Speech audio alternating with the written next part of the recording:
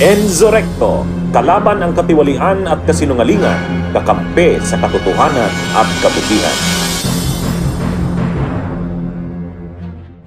Bakit napaka-importante ng mga hinihingi ni Ombudsman Boying? Kasi maraming ang iniimbestigahan sa Kongreso. Maraming iniimbestigahan.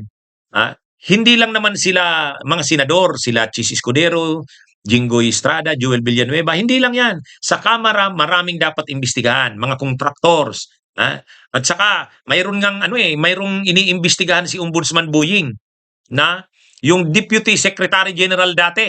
Hindi ngayong ngayon. Dati, nung panahon ni Romualdez, sino ba yon? Ano nga ba yon? Sofronio ba yon? Sofronio, sorry pero mayroong dating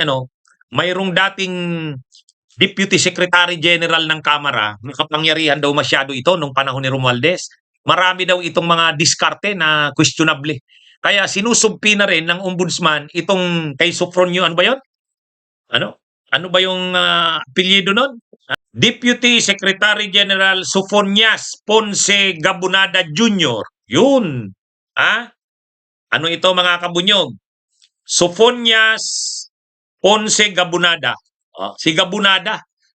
Ito umanong si dating Deputy Secretary General ng Kamara, Sofonias Gabunada. Panahon ito ni Romualdez. Ito ang mga nagdidiskarte. Yung sa mga maniobra sa budget, yan. Kaya pinapasumpi na ngayon. Mayroon na tayong kopya ng sumpi na, Sumpina ducis tecum, Attorney Sheloy Garafil. Dear Attorney Garafil, I write to you in my capacity as the Ombudsman of the Republic of the Philippines to formally request your office's cooperation in a matter of national importance. Matindi to Kaya ang dito, salin ni dating Deputy Secretary General Sofonias Gabunada Jr. Mga kabunyog. Kasi itong si Gabunada, pag naimbestigahan ito yung magkukunik sa iba. Kaya matindi ito. Matindi ito mga kabunyog.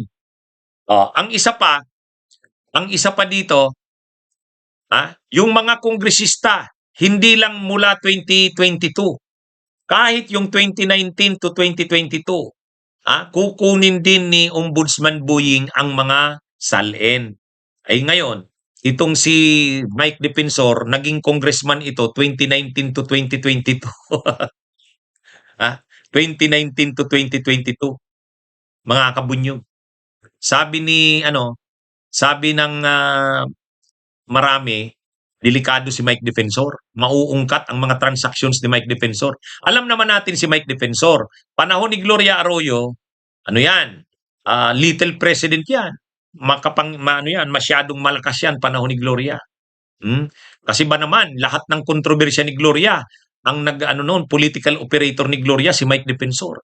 Yung Hello Garcia scandal, NBN-CTE deal, ang nagmamaniubra noon para mailigtas si Gloria, si Mike Defensor.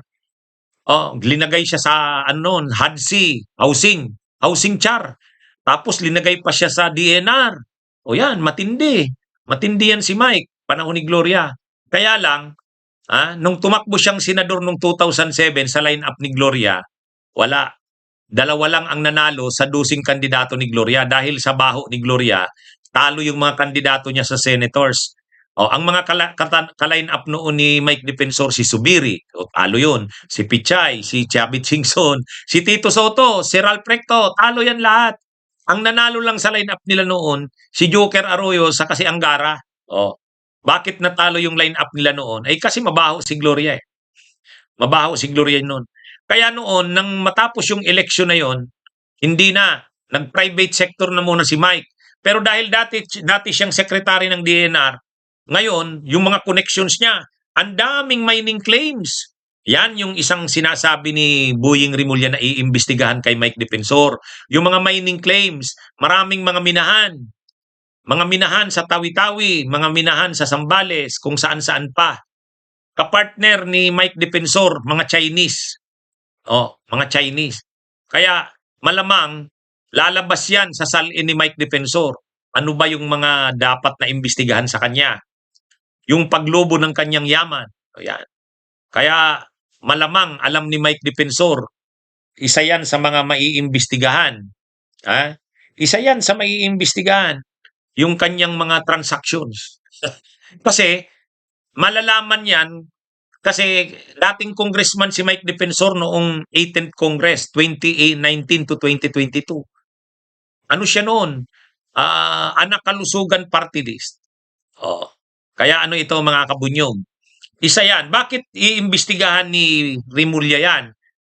Alam naman natin si Mike Defensor, ang ano ngayon, akala mo, kapag nagbibira siya sa korupsyon, wala kang mauungkat sa kanyang korupsyon. Oh.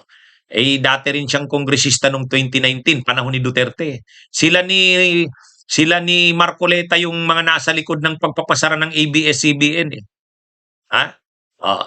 Kaya sa tingin ko, binibira ni Mike Defensor itong pagsubpina ni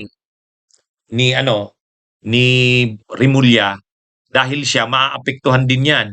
Maapektuhan din siya niyan.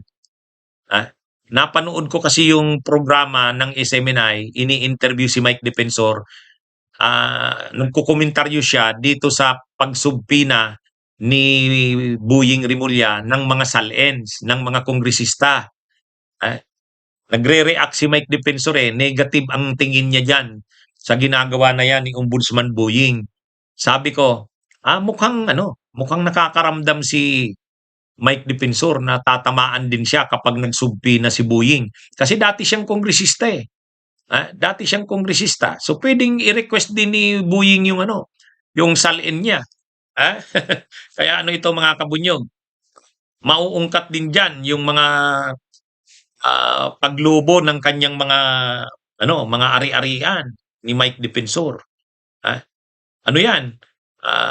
Kasi may mga iniimbestigahan sila Ombudsman Buying na mga kongresista Hindi lang yung kasalukuyang kongresista, kahit yung mga kongresista sa 18th Congress, 19th Congress, kaya lang nahihirapan nga si Ombudsman Buying kasi hindi nagko-comply sila Sheloy Garafil.